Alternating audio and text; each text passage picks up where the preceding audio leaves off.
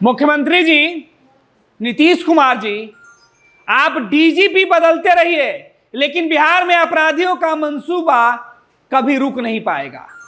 अपराधियों के मंसूबे पर लगाम लगाने की आपकी कोशिश हर बार नाकाम हो जाती है। आप पुलिस कप्तान बदलते हैं जिला में, लेकिन जिले का अपराध रुकता नहीं है। हद तो तब हो गई कि जिस सुशासन का दावा बिहार में एनडीए के तमाम नेता करते हों, जिस नीतीश कुमार के नेतृत्व में बीजेपी झंडा उठा के बिहार सहित देश भर में नीतीश कुमार के कार्यकाल को, नीतीश कुमार के कार्यशैली को, कार्य स्ट्रक्चर को, स्टाइल को गुणगान किया जाता है। बीजेपी के दो डिप्टी सीएम सम्राट और सिन्हा जिस नीतीश के अगुवाई में मंत्री और डिप्टी सीएम बन के काम कर रहे हैं, उसी बीजेपी एनडीए की सरकार में बीजेपी के सांसद सुरक्षित नहीं है, नरेंद्र मोदी कैबिनेट के मंत्री सुरक्षित नहीं है। सोचिए कि जब Z+ सुरक्षा, Y+ सुरक्षा केंद्र की एजेंसी को देना पड़ रहा है, बिहार में घूमने के लिए बिहार के नेताओं को बिहार पुलिस की नहीं, बिहार की सुरक्षा व्यवस्था नहीं, बल्कि केंद्रीय सुरक्षा व्यवस्था के घेरे में, केंद्रीय सुरक्षा घेरे में रहना पड़ रहा है। बिहार में बीजेपी के फायर ब्रांड नेता है गिरिराज सिंह, केंद्रीय मंत्री हैं, नरेंद्र मोदी कैबिनेट में दूसरी बार उन्हें मौका मिला है। मजबूत, ताकतवर, धारदार हिंदुत्व छवि के फायर ब्रांड जहां जाते हैं बवाल मचा देते हैं। दाढ़ी वाले को देखकर तो टोपी वाले का जो बोल देते हैं वो शायद हम नहीं बोल पाए। नाम गिरिराज सिंह, यह नाम बिहार की सियासत में कहा जाता है कि हिंदुओं के सबसे बड़े हितैषी हैं, हिंदुओं के हृदय सम्राट हैं। बेगूसराय लोकसभा से सांसद हैं, केंद्र में मंत्री हैं, मोदी कैबिनेट में महत्वपूर्ण जिम्मेवारी दी गई है, लेकिन इनको डर लगता है। गिरिराज सिंह डरते हैं बिहार में अपने ही क्षेत्र में घूमने से, क्योंकि इन्हें दाढ़ी वाले खिलाफत में खड़े हो जाते हैं। बेगूसराय में गिरिराज सिंह के ऊपर हमले हो जाते हैं, और ये हमले कौन करता है? या तो कोई टोपी लगाने वाला शख्स या दाढ़ी बढ़ाने वाला शख्स। गिरिराज सिंह खूब ये बातें कह रहे हैं। गिरिराज सिंह कह रहे हैं कि मुझे देखकर सामने वाला मेरा मुर्दाबाद का नारा लगाता है, मेरे खिलाफ नारा लगाता है, मेरे ऊपर हमले करता है, मुझे डर लगता है। धन्य है गिरिराज सिंह जी, आप जैसे केंद्र के मंत्री अगर इस तरीके से डरपोक हो जाएंगे, तो फिर अशोक चौधरी जैसे नेता अगर भूमियारों को लेकर अगर कोई बात कहते हैं तो फिर बुरा क्यों मान जाते हैं? अशोक चौधरी ने बिहार के भूमियारों के लिए जो सब बातें कही, जिस तरीके से भूमियारों के लिए विवादित बयान दिया, अब गिरिराज सिंह भी उसी तबके से आते हैं। भूमियारों की उपेक्षा पर इनको कोई दर्द नहीं, कोई मोह माया नहीं है, लेकिन इनको किसी मुसलमान शख्स की नाराजगी का इतना डर है कि इन्होंने मीडिया को बयान देकर कहा कि मुझे डर लगता है, बिहार में मेरे ऊपर हमले हो रहे हैं। हिंदू हृदय सम्राट, फायर ब्रांड नेता, ताकतवर केंद्र में मंत्री, हाई सुरक्षा। अब सोचिए कि केंद्र के मंत्री को कितनी सुरक्षा होती है, उसके बावजूद उनकी सभा में, उनके कार्यक्रम में कोई व्यक्ति घुस जाता है जबरन, उनके खिलाफ सीधे तौर पे वो नारेबाजी करता है। गिरिराज सिंह इस बात से आहत हो जाते हैं, मीडिया को बयान देते हैं कि भाई ये जो दाढ़ी वाले शख्स मेरा विरोध कर रहे हैं, इनके समर्थन में तो बिहार के जो विपक्षी दल के नेता हैं वो खड़े हो जाते हैं, देश के जो विपक्षी दल के नेता हैं वो खड़े हो जाते हैं।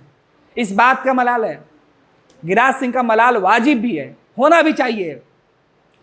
जिन विपक्षी नेताओं को गिरिराज सिंह टारगेट कर रहे हैं वो उस समाज के हितैषी हो सकते हैं, उस धर्म के हितैषी हो सकते हैं, लेकिन गिरिराज सिंह जी सवाल तो आपसे भी बनता है।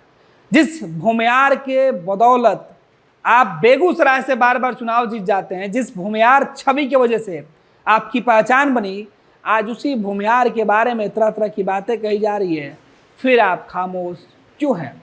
आपसे तो बेहतर आपके बाद वाले जो नेता हैं, जो नीतीश के मंत्री को उनकी हैसियत बता रहे हैं, और आप एक वोटर के नाराजगी की वजह से डर रहे हैं, आप कंप्लेन कर रहे हैं। अब देखना दिलचस्प है कि बिहार के एनडीए की सरकार में गिरिराज सिंह किस पर सवाल उठा रहे हैं। आखिर किस व्यवस्था से उनको डर लग रहा है? क्या अमित शाह की व्यवस्था से डर लग रहा है, नरेंद्र मोदी की व्यवस्था से डर रहा है, या नीतीश कुमार की व्यवस्था से उनको डर लग रहा है? अगर नीतीश कुमार की व्यवस्था से उनको डर लग रहा है तो नीतीश कुमार बिहार में भाजपा के बदौलत सरकार चला रहे हैं। बीजेपी उनको सरकार में नीतीश कुमार को मुख्यमंत्री बना के रखी हुई है। नीतीश बीजेपी को नहीं रखे हुए हैं, बीजेपी ने नीतीश को मुख्यमंत्री बनाया है और यह बात खुद मुख्यमंत्री कह चुके हैं, बीजेपी के लोग कहते हैं।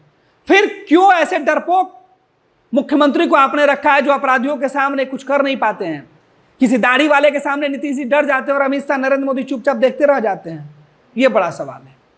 आखिर क्यों गिरिराज सिंह जी, आप केंद्रीय मंत्री हैं, क्या आपके पास जो सुरक्षाकर्मी हाथों में बंदूक लेकर खड़े होते हैं, जो आपके साथ आगे पीछे जाने वाले पुलिस के जो जवान होते हैं, क्या वो किसी व्यक्ति को नारा लगाते हुए बस देखते रहते हैं? फिर उनके सुरक्षाकर्मी होने का क्या मतलब जब आप पर हमले हो जाते हैं? आप पर हमले होने का मतलब सीधे तौर पर सुरक्षा में सेंध, और यह सुरक्षा केंद्र और राज्य की है, और राज्य और केंद्र की सुरक्षा एजेंसियां इतनी लापरवाह कैसे हो गई? यह बड़ा सवाल है कि आखिर कैसे कोई सुरक्षाकर्मी अपने वीआईपी को छोड़कर बैठा रहता है कि उसे कोई भी आएगा गाली देकर चला जाएगा, उस पर हमले करके चला जाएगा और वो देखता रहेगा। आखिर उनकी ट्रेनिंग क्यों होती है? फिर केंद्र सरकार आखिर उनको क्यों रखे हुए है? ऐसे सुरक्षा कर्मियों को निलंबित कर देना चाहिए। ऐसे गृह विभाग को या गृह विभाग के जो चार्ज में अधिकारी हैं, जो मंत्री हैं, उनको छोड़ देना चाहिए।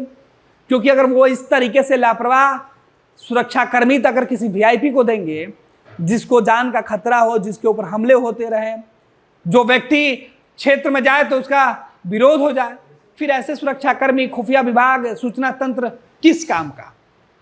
गिरिराज सिंह, आप केंद्र में मंत्री हैं, आपको बताना होगा कि क्या नीतीश कुमार की यह विफलता है, नरेंद्र मोदी की विफलता है, या अमित शाह की विफलता है? आखिर फेल कौन हुआ? अगर गिरिराज सिंह के ऊपर हमले हुए हैं तो इसकी निंदा होनी चाहिए, लेकिन हमला होना और हमले के बाद जो सुरक्षाकर्मी गिरिराज सिंह के सुरक्षा में खड़े थे, जिस प्रदेश में गिरिराज सिंह के ऊपर हमले हुए, जिस पार्टी के गिरिराज सिंह नेता हैं, अगर उनकी ही सरकार है तो फिर अपनी सरकार की नाकामियों पर भी गिरिराज सिंह बोले। अपनी सरकार के नाकामियों के बाद जो तैनात सुरक्षाकर्मी है उनके लापरवाही पर बोले। यह सवाल बनता है। गिरिराज सिंह केंद्र में मंत्री हैं, उनको खरोच भी आती है तो वो जवाबदेही सरकार की होती है, क्योंकि जो केंद्र में मंत्री होते हैं वो किसी एक व्यक्ति के नहीं या एक व्यक्ति की जान की वो मतलब नहीं रखते हैं, बल्कि वो पूरे भारत का प्रतिनिधित्व करते हैं। और उनके सुरक्षा नहीं बल्कि पूरे भारत के प्रतिनिधित्व करने वाले एक मंत्री की सुरक्षा की बात होती है। सोचिए, जब एक वीआईपी, एक मंत्री, कैबिनेट मंत्री, केंद्रीय मंत्री अगर सुरक्षित नहीं है तो फिर आप और हम कैसे सुरक्षित रहेंगे?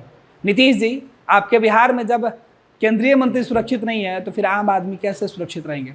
यह तरह तरह के सवाल हैं। शायद इसका जवाब या तो बिहार के मुख्यमंत्री नीतीश कुमार को देना होगा, या अभी नए बने डीजीपी साहब को देना होगा, या फिर अमित शाह जी को देना होगा जो गृह मंत्री हैं, या फिर पीएम मोदी को बताना होगा कि उनके मंत्री को आखिर कैसे इस तरीके के हालात का सामना करना पड़ता है। पैनोरमा ग्रुप, जो सोचता है वो करता है। आपके अपने सपनों का आशियाना।